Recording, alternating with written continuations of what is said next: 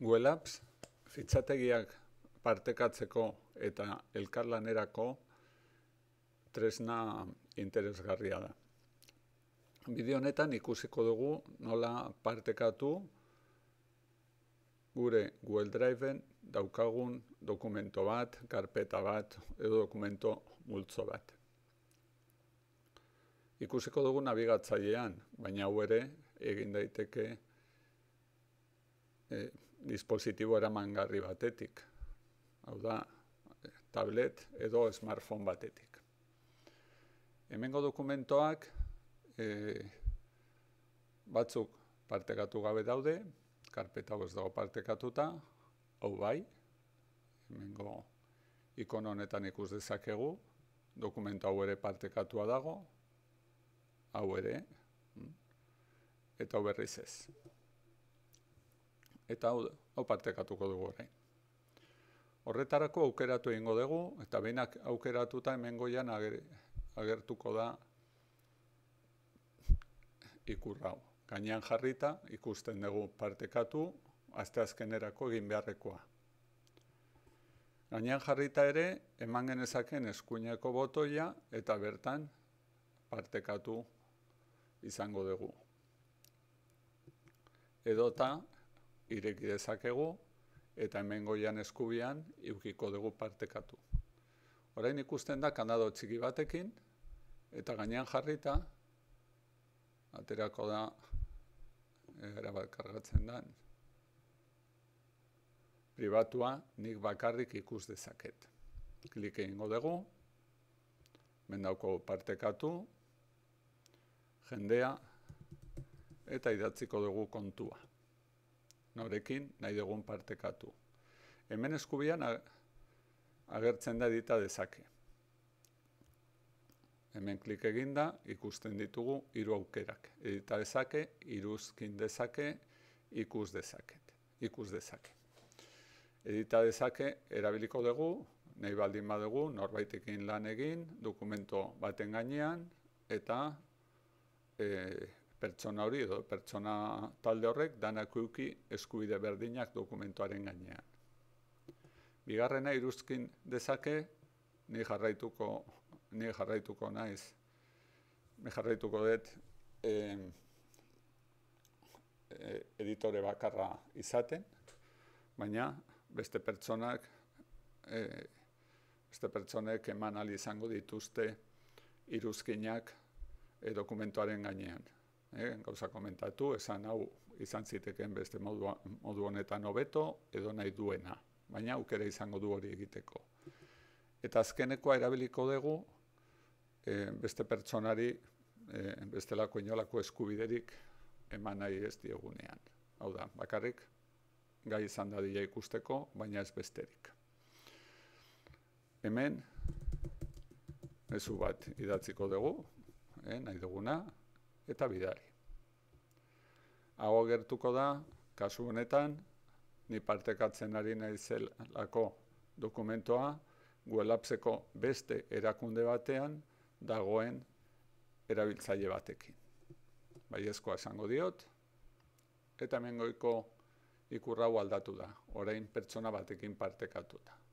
Goazen pertsona horren kontura, eta pertsona horren kontuan Driven ikusiko dugu ez dela aldaketarik egon, ez da ageri dokumento hori, baina postan badugu jakinarazpen bat.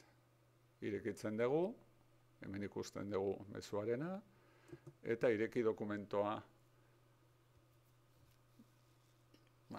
hemen dugu.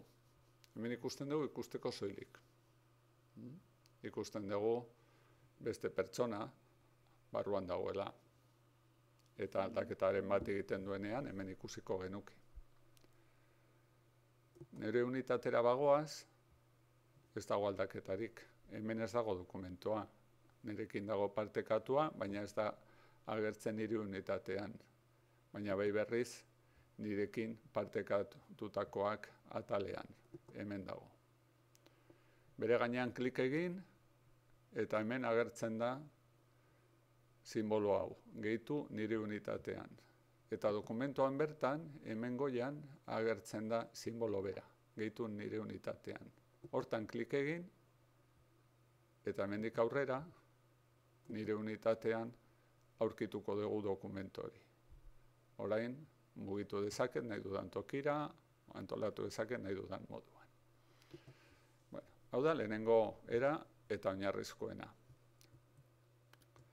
Bigarrena, izango da, karpeta bat erabiliz. Hartuko dugu hau. Ikusten dudanez errepikatuta dauka, eta hau ezabatu egingo dut. Eta kasu honetan, hemen gainean egonda, egingo dut klik hemen gainean. Eta jarriko dut bestearen kontua. Bueno, orain azkarra egiteko ez dut idatziko mezurik, baiezkoa, banoa bestearen gana, mezua jasoko da. Hemen dago, gehituko dut nire unitatera, eta guain hemen dago. Hemen dago. Jabea irakaslea da, beste kontua, azken aldaketa berak egin du,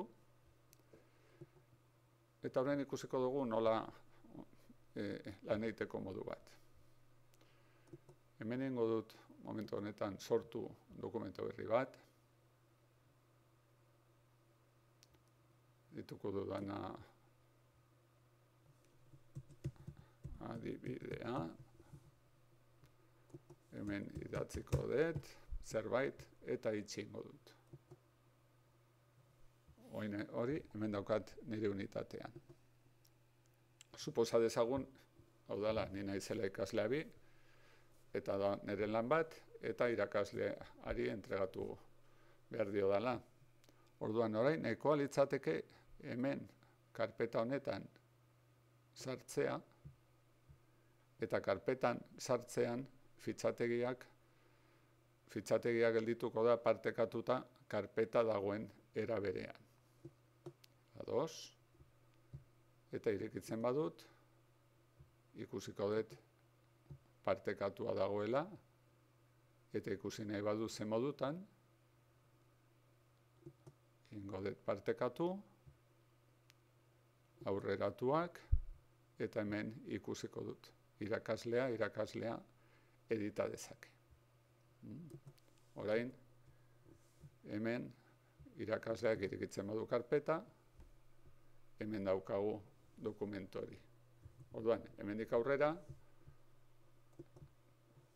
kontu honetatik zerbait partekatu nahi dudanean beste kontu honekin, irakaslea, egin behar duan gauza bakarra, zera da, karpeta honen barruan sartu.